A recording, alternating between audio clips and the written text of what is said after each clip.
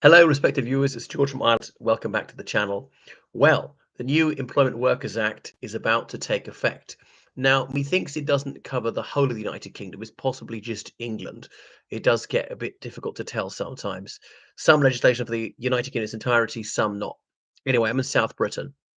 Labour trailed this for years, part of a flagship of their manifesto. Now, they have watered it down. It's supposedly the brainchild of the Deputy Prime Minister, Angela Rayner, but brain is a word not usually associated with that female.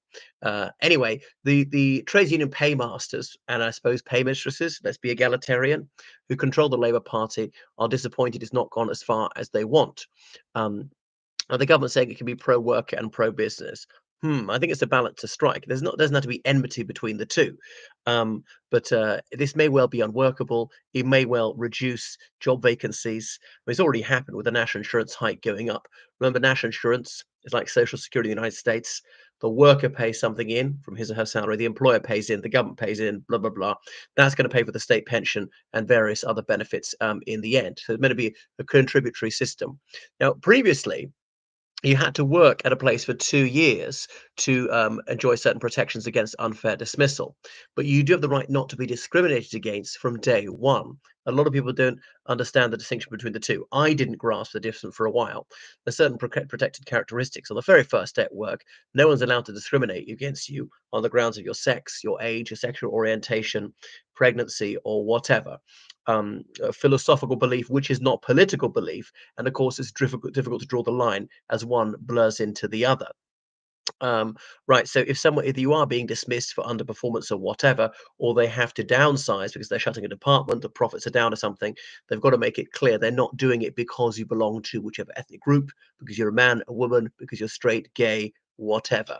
But the right not to be unfairly dismissed is going to come in straight away because you could have been unfairly dismissed anything up to the first 2 years and would have no recourse to law.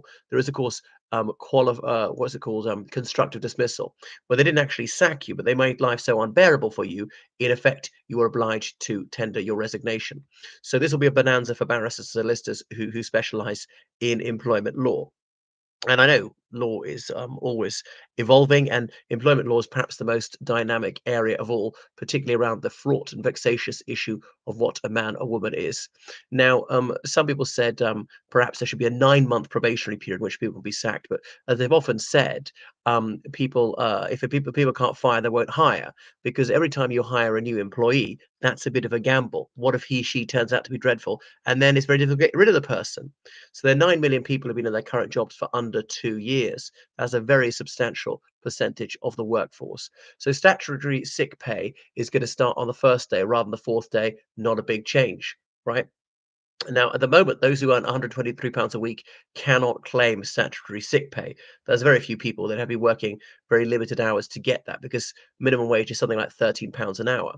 So to get paternal leave, you get that from day one. You had to work for at least 26 weeks in order for that to happen. So more extensive rights for workers, but this is more burdens on businesses.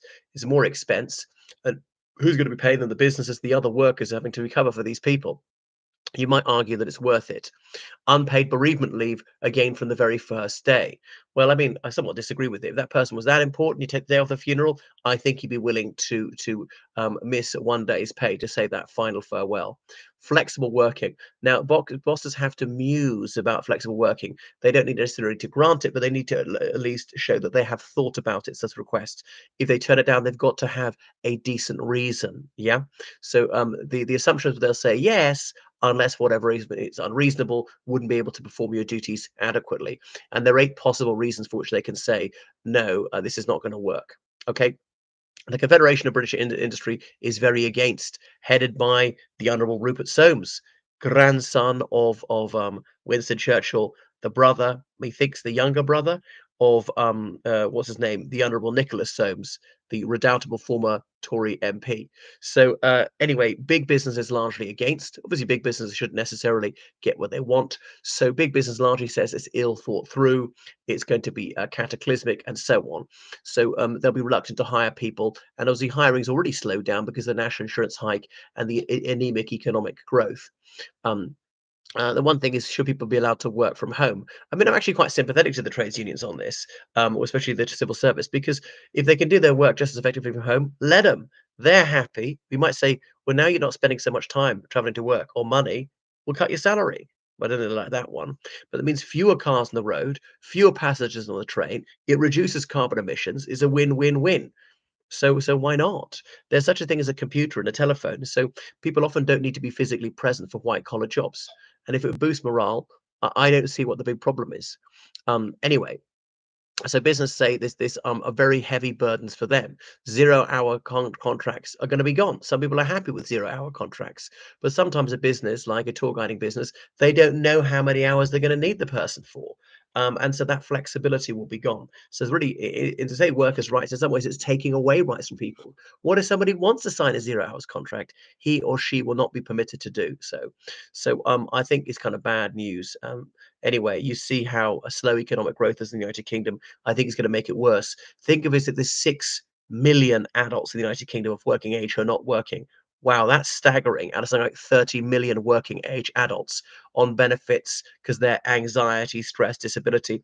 I realize that people are genuinely disabled and completely incapable of working, but there are a lot of them are malingerers, and I say that advisedly, are parasites, and we have to pay for them. And so you will work or you'll starve, and that's it. And that'll pretty soon get them off their ass. Okay, because there are Down syndrome people who work full time, there are blind people who work full time. I knew a man with only one hand who was a chef. There are people who are permanently wheelchair bound. One of my friends, he works full time.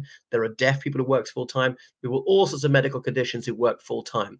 So obviously, work is good for you. Slobbing around is not bad for you. And if you want to slob around, all right, well, they're going to have to beg then. I don't see why anybody else is obliged to pay for them. And as I say, yes, I realize there are very, very few people who genuinely cannot work at all. So I think it's going to be a catastrophic because the Conservative Party is going to be able to make hay with this. I mean, some people will like this. Obviously, the left will like this, but it's going to be bad for the broader public sector and private sector. And there are going to be so many court battles over this. There's going to be increasingly litigious about people testing the parameters of these rights. And as some businesses said, well, it's not the rights so much; is the time and the expense of defending whatever action someone's going to take against me, or indeed to protect workers from third party harassment.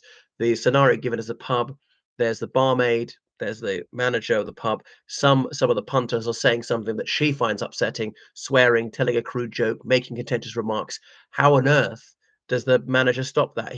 She said they said that, and they said they didn't. Or do you kick them out? You have to kick out some of your patrons, and people can't speak their mind, or say tell blue jokes, say things which are highly controversial.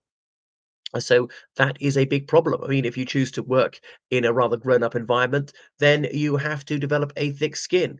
And this is preposterous how ridiculously hypersensitive people have become. Snowflakery. How would the United Kingdom have got through the Second World War if people were going to have a breakdown and whinge and weep about the slightest adversity? Obviously, people need to toughen up, and they're right-wing snowflakes as well as their left-wing snowflakes. So I think overall it's a dreadful piece of legislation. But will it be repealed by the next Conservative government? Well, I'm not baiting my breath. That might be years off. Goodbye.